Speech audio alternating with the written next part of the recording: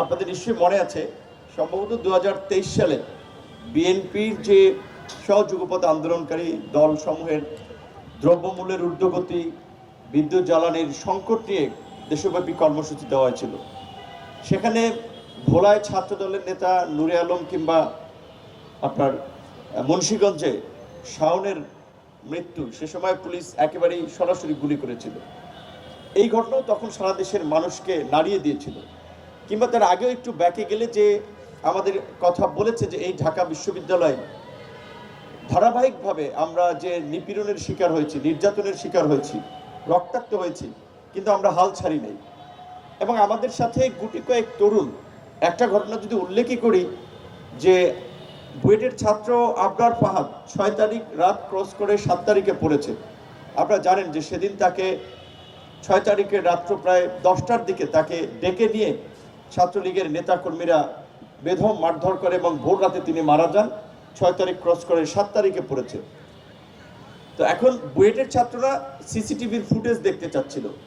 বিশ্ববিদ্যালয়ে যে ছাত্র কল্যাণের দায়িত্বে যারা আছেন তারা এটা দেখাতে চাচ্ছিলেন না যে কি ধরনের টর্চার করা হয়েছিল।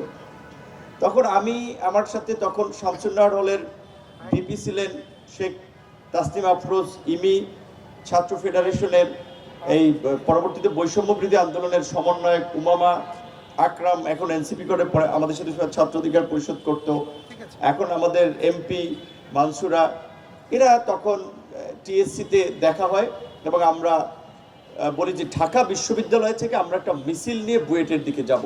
তাৎক্ষণিকভাবে যে যার যার পরিচিত তাদেরকে মেসেজ দেওয়া হয় এবং আমাদের এই মিছিল সেটা বুয়েটের শিক্ষার্থীদেরকে সাহস দিয়েছিল। তারপরে তো বুয়েট থেকে একটা প্রতিরোধ গড়ে তোলে।